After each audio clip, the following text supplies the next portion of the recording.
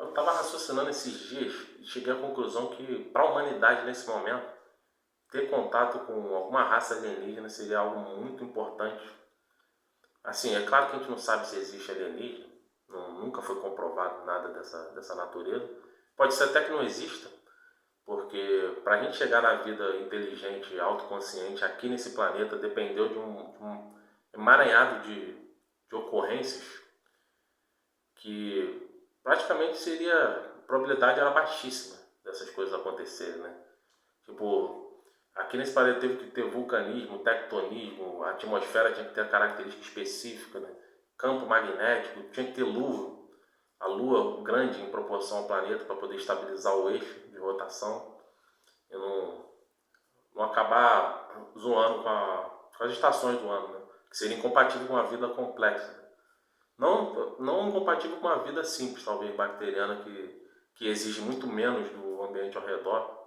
Não precisa de estar muito refinado assim, o ambiente ao redor. Né, mas a gente, as exigências são enormes. Né? Então pode ser que nem exista. Mas se esse emaranhado de coisas que acontecem, se pudesse ser um pouquinho mais flexível para se chegar à vida inteligente, eu imagino que o universo possa estar infestado disso. Então, assim, qual o desafio que a gente está vivendo no momento? Nesse século, o problema é vencer a morte. Tem que se chegar à cura do envelhecimento. E depois a gente vai ter que passar o nosso corpo da forma biológica, a gente vai ter que passar para a forma híbrida, que seria trocar algumas partes inconvenientes do nosso corpo por material cibernético. E, por fim, criar um corpo totalmente sintético. Eu achava que isso não era possível porque eu pensava que o cérebro jamais poderia ser substituído, porque uma vez que substitui o cérebro, estaria substituindo você propriamente. Então isso significa a sua morte. Mesmo que crie um clone seu que passa as memórias todas para lá, e o clone vai achar que é você, vai ter memórias iguais às suas, mas não é você. Então há uma possibilidade também de no futuro o cérebro ser passado todo para sintético sem você perder o seu eu, que na verdade pode estar na atividade cerebral e não em neurônios específicos. Você pode pegar um material sintético que faça o papel daquele neurônio na mesma intensidade que ele está produzindo as descargas elétricas ali e dessa forma permanecer você sendo você mesmo, só que totalmente na forma sintética. Isso já é uma previsão mais para frente. Isso não vai acontecer nesse século, talvez no próximo século. Mas com o contato com aliens, eles poderiam encurtar isso de uma forma absurda. E o único motivo que eu consigo imaginar para os alienígenas não entrar em contato com a gente, caso eles existam, caso eles tenham tecnologia para visitar aqui, conforme existem esses relatos aí de OVNI, disco voador e tal, o único motivo que eu imagino para isso é porque eles acham que pode causar um alarde, né? Causar alvoroço, né? Porque o ser humano vai pensar que esse ET vai agir pela forma humana, né?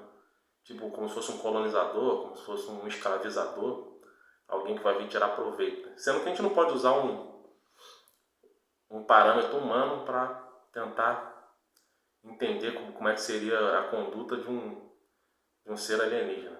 Até porque um alienígena capaz de fazer viagem interestelar, ele não tem como estar na forma biológica nativa dele, que foi selecionado pela seleção natural. Ele necessariamente ele tem que estar editado. A gente está com tecnologia chegando nesse ponto de fazer a edição de nós mesmos. Muito antes de desenvolver alguma nave para ser capaz de viajar para outra estrela.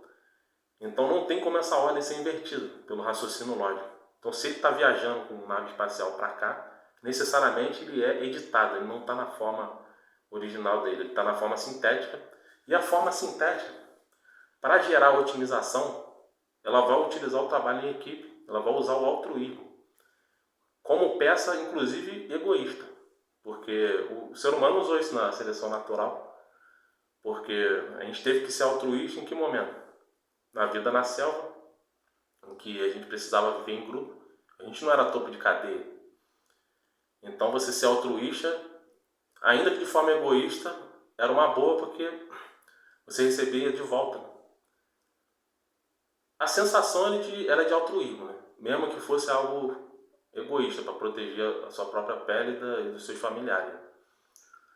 Então eu acredito que essa edição acontece também na escala sintética, porque isso otimiza muito o trabalho, faz o trabalho funcionar muito melhor do que tendo picuinha, tendo competição, tendo ego envolvido ali, que seria o formato original e selecionado pela seleção natural, né? Então, como ele está editado, ele vai fazer um método otimizado.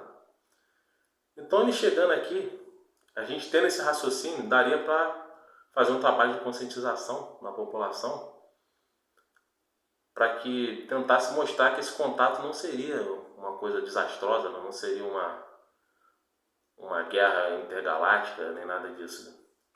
Até porque se eles quisessem fazer algum mal aqui, alguém que viaja de uma estrela para outra poderia pulverizar isso tudo aqui num movimento mais simples do que um estalo de dedos, sabe? Colonizar tudo e subjugar praticamente todos os seres humanos num passe de mágica. Isso nunca aconteceu. Então há um bom motivo para a gente imaginar que eles estejam na forma editada deles, e que é uma forma neutra que não vai trazer nenhum prejuízo, né?